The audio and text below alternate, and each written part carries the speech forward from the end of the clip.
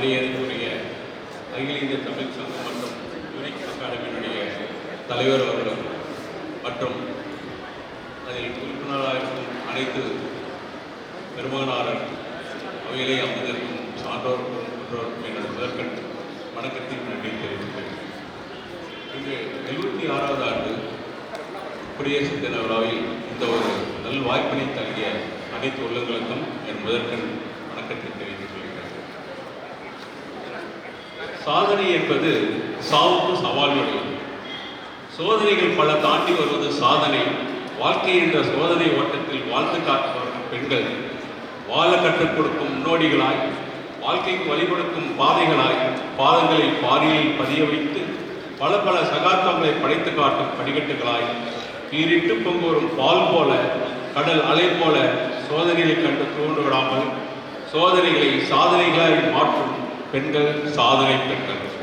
சாதனை என்ற தலைப்பில் ஆண்களை பற்றி கூறுவது என்றால் மொழி, இலக்கியம், பொருளாதாரம், சமயம், மருத்துவம் எல்லா துறைகளிலும் சாதித்தவர்கள் இருக்கிறார்கள். ஆண்களும் சரி, பெண்களும் சரி, யாருக்கும் சரி நிகர் என்ற ஒரு பொருளில்தான் சாதனை புரிந்துள்ளார்கள்.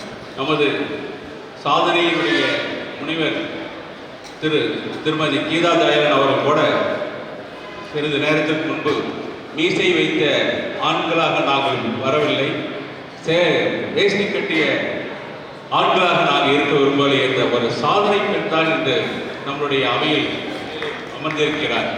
அவ்வாறு இருக்கும் இந்த சாதனை உலகத்தில் பெண்களை பற்றிய ஒரு சில கருத்துக்களை பற்றி நான் கூற விளைகின்றேன். அந்த அமைப்பில் நமது இந்திய தேசத்தில் டாக்டர் சு. முத்துலட்சுமி அவர்களுடைய ஒரு சில சாதனைகளை மட்டும் ஒரு நேர நிமிடங்கள் உங்களுடன் உரையாற்ற விளைகின்றேன். டாக்டர் சு. முத்துலட்சுமி அவர்கள் ஜூலை 30, 1886 முதல் ஜூலை 22, 1968 ஆகிய ஆண்டுகளில் வாழ்ந்து தன் சாதனையை புரிந்துள்ளார். முத்துலட்சுமி ரெட்டி அவர்கள் பரவலாக அறியப்படுகின்ற மருத்துவர், சமூக போராளி, தமிழானவர் என பன்முகங்களை கொண்டவர் முத்துலட்சுமி ஆவார். 1912ஆம் ஆண்டு சென்னை மருத்துவக் கல்லூரியில் மருத்துவம் பட்டம் பெற்று மருத்துவ சேவையாற்றி இந்திய பெண்கள் சங்கத்தின் முதல் தலைவராக பணியாற்றியவர் இந்த டாக்டர் சு. முத்துலட்சுமி ரெட்டி அவர்கள். இவர்களுக்கு இந்திய அரசாங்கம் பத்மபூஷன் விருதை பெற்று அவரை கௌரவித்தார். அவருடைய பிறப்பு என்று பார்க்கும்போது இவர் புதுக்கோட்டை சமஸ்தானத்தில் திருக்கோணம் என்ற இடத்தில் 1886ஆம் ஆண்டு நாராயணசாமி ஐயர் சுந்தராம்பாள் தம்பதியருக்கு மூத்த மகளாக பிறந்தார். இவருடைய தந்தையார் நாராயணசாமி பிரபல வழக்கறிஞர் ஆவார். பிராமணர் சமூகத்தை சேர்ந்த தாயார் சந்திரம்மாள் பிரபல பாடகர், இசை வேளாளர் சமூகத்தை சேர்ந்தவர். இவர்கள் தங்கைகள் சுந்தராம்பாள், நல்லமுத்து மற்றும் இவரின் தம்பி ராமையா அவர்கள். இவருடைய சொந்த வாழ்க்கை என்று பார்க்கும்போது பெண்களுக்கு படிப்பு எதற்கு என்ற நிலவிய காலகட்டத்தில் அதை உடைத்து 4 வயதில் திண்ணை பள்ளியில் தொடங்கி தனது பள்ளி படிப்பை முடித்து கல்லூரியில் பயில முத்துலட்சுமி அவரது தந்தை பக்கமாக இருந்தார். வெளியூர் கல்லூரியில் பெண்களுக்கு விடுதி வசதி இல்லை என்பதை உள்ளூர் கல்லூரிகளில் பெண்கள் சேர்ப்பது என்ற கட்டுப்பாடு இருந்த காலகட்டத்தில் இந்த சூழலில் புதுக்கோட்டை மன்னர் கல்லூரியில் சேர 4/2/1904ஆம் ஆண்டு விண்ணப்பித்தார். அப்போது சமஸ்தான ஆட்சியில் இருந்த அதிகாரிகள் சில பழமைவாதிகள் இதை கடுமையாக எதிர்த்தனர். ஆனால் பெண் கல்வியில் பெரும் ஆர்வமும் முற்போக்கும் சிந்தனை கொண்ட அப்போதைய மன்னர் மார்த்தாண்ட பைரவ தொண்டைமான் எதிர்ப்புகளை தூக்கி எறிந்துவிட்டு முத்துலட்சுமிக்கு கல்லூரியில் பயில அனுமதி அளித்தார். கல்லூரியில் சேர்ந்த பின் சிறிது காலம் உடல்நலம் பாதிக்கப்பட்டதால் கல்வி தடைப்பட்டது. மேலும் அவரது தாய் சந்திராம்பாள் நோயால் சிரமப்பட்டு இறந்து போனார். நோயின் அதன் கொடுமையும் நேரில் அனுபவித்ததால் மருத்துவர் ஆக வேண்டும் என்ற முழு லட்சியத்துடன் தன்னுடைய சாதனை வாழ்க்கையை தொடங்கினார் திருமதி முத்துலட்சுமி அவர்கள். இதைத் தொடர்ந்து 1907இல் சென்னை மருத்துவக் கல்லூரியில் சேர்ந்த நாட்டின் முதல் பெண்ணாக முத்துலட்சுமி ரெட்டி படிப்பில் சிறந்து விளங்கி ஒவ்வொரு ஆண்டும் சிறந்த சான்றிதழ்களும் தங்கப்பதக்கம் பெற்று 1912இல் தமிழ்நாட்டில் முதல் பெண் மருத்துவர் என்ற பெருமையை பெற்றார். திருமணத்தில் ஆர்வமில்லை, அவருடைய விருப்பம் படிப்பும் சமுதாய பணிகளும் இருந்தது. இருப்பினும் சகோதர சகோதரி வாழ்க்கையை மனதில் கொண்டு திருமணத்திற்கு சம்மதித்தார்.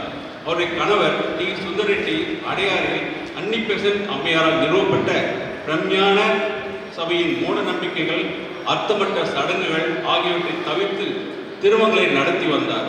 அங்கேதான் முத்துலட்சுமி சுந்தரத்தின் திருமணம் 1914ஆம் ஆண்டில் ஏப்ரல் மாதத்தில் நடந்தது.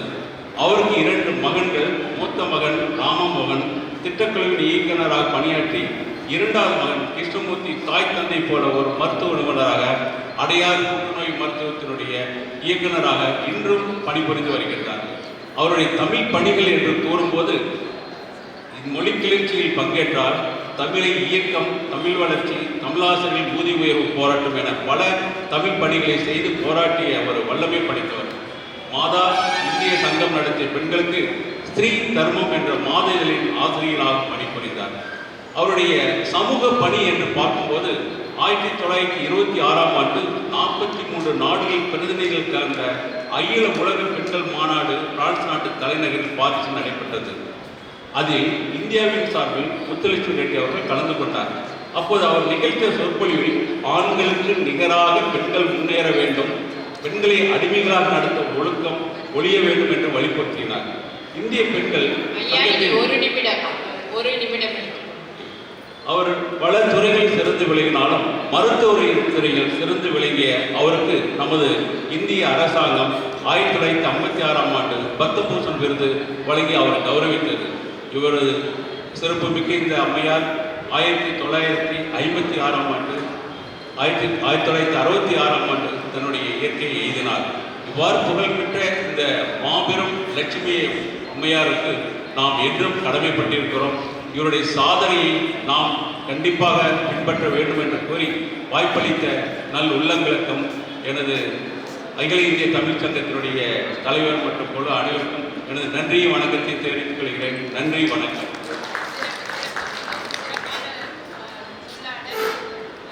அனைவரின் கவனத்திற்கு 5 நிமிடத்திற்கு மேல் பேசும் பொழுது தங்களுடைய மதிப்பெண் குறைக்கப்படும் என்பதை தங்களுக்கு தெரிவித்துக் கொள்கிறேன்.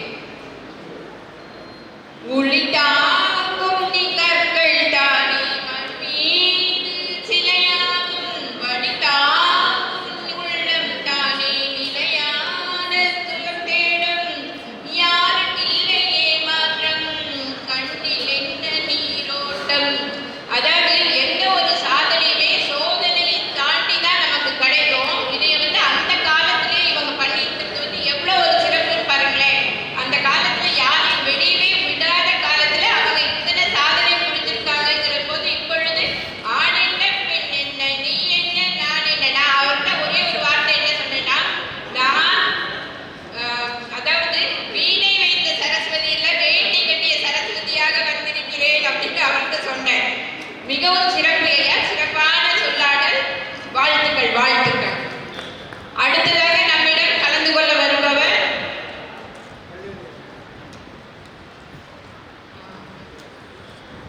சேலத்தில் இருக்கு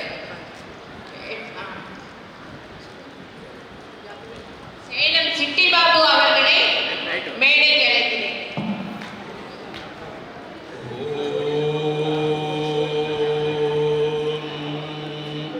தந்தை தாய் ஆவானும் சார்பது இங்கு ஆவானும், அந்த விழா என்ப நமக்கு ஆவானும், எந்த உயிர் தாமாகுவானும் சரணாகுவானும் அருள் கோணாகுவானும். சார் பேரன்புமிக்க தமிழ் நெஞ்சங்களே, அறிஞர் பெருமக்களே, இந்த இனிய விழாவினை சிறப்பாக ஏற்பாடு செய்திருக்கூடிய நமது அன்பிற்கும் மரியாதைக்கும் உரிய அன்பு சகோதரர் கோவிந்தராஜன் அவர்களே, நம்முடைய இந்த அமர்விலே தலைமை பொறுப்பு ஏற்றும் முன்னிலை வகித்தும் சிறப்பு செய்து கொண்டிருக்கூடிய அத்தனை பேருக்கும் என்னுடைய நன்றியும் பாராட்டுதல்களையும் தெரிவித்துக் கொண்டு, சாதனை என்றால் இந்த பிரபஞ்சத்திலே எதற்காக பிறந்திருக்கிறோம், என்ன செய்ய வேண்டும், எதையெல்லாம் செய்யக்கூடாது என்பதிலே ஒரு தெளிவான சிந்தனை இருப்பவர்கள்தான்